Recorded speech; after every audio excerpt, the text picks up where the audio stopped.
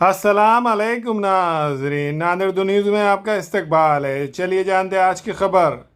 नांदेड़ ज़िला कुरैशी बिरादरी की जानिब से 9 अगस्त को 12 बजे नांदेड़ ज़िला कलेक्टर ऑफिस के रूबरू एक एहतजाजी धरना रखा गया है। इस ताल्लुक से वंचित बहुजन आघाड़ी के महाराष्ट्र नायब सदर फारूक अहमद ने अवामुल नास से इस एहतजाजी धरने में शिरकत की अपील की।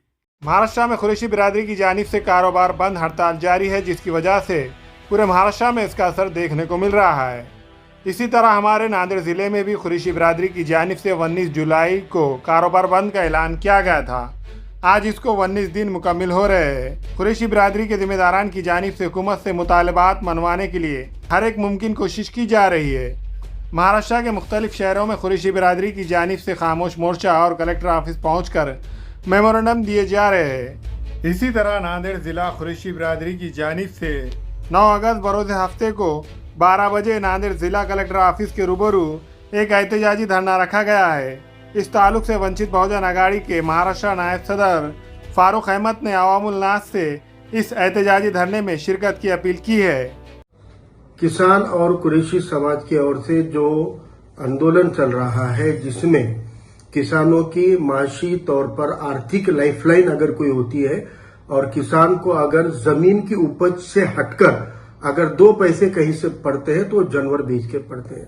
यानी एक हिसाब से जानवरों का कारोबार किसानों का एक पर्यायी या जोड़ धंधा होता है।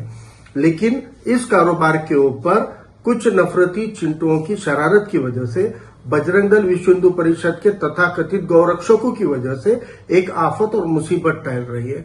ये मुसीबत के वजह से किसानों को बाजार मंडी में जानवर लाना ले जाना मुश्किल हो गया है और व्यापारियों को जानवर खरीदना, यानी जो कानून के दायरे में भैंसें होती है उस पर भी पाबंदी आ रही है। अब नई बात ये लोग फैला रहे हैं कि दुभती जानवर को भी काटा जाता है। इन बेवकूफों को ये बात समझनी चाहिए कि कोई भी किसान दूध बेचने की पर्याय को छोड़कर भैंस क्यों बेचेगा।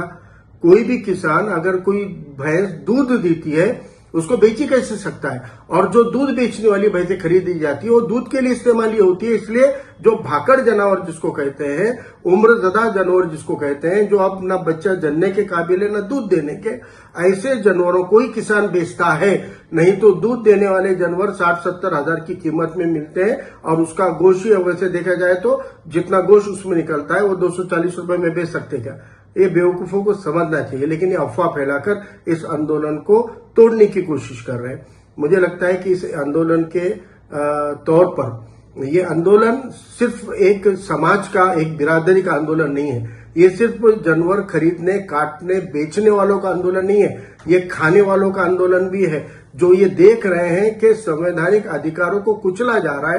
कानून के दायरे में कानून का धंधा न करते हुए उसको धंधा बनाकर कुछ लोग शोषण करने का काम कर रहे हैं। इसलिए ये एक प्रतिक्रिया है, खाने वालों की प्रतिक्रिया है, और नहीं खाने वाले भी कई समर्थक हैं जो इस लड़ाई को समर्थन दे रहे हैं, क्योंकि ये संवैधानिक दायरे में, कानून के दायरे में कुरैशी बिरादरी ने अपने कारोबार को बंद कराकर ये आंदोलन की शुरुआत की है।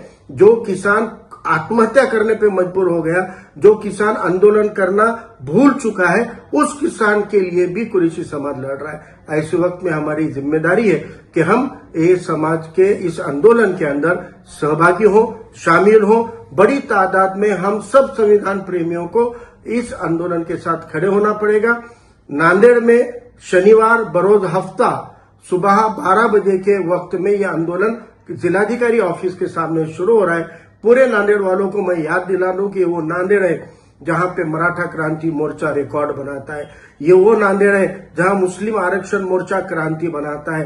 एट्रोसिटी विरोधियों के धिक्कार के लिए यहाँ पे अम्बेडकरवादी समाज का मोर्चा रिकॉर्ड बनाता है। आज वही नांदेड़ के अंदर किसानों के मुद्दे को लेकर, कुरैशी बिरादरी के मुद्दों को लेकर एक आंदोलन शुरू हुआ है। इस आंदोलन को भी रिकॉर्ड ब्रेक बनाना है।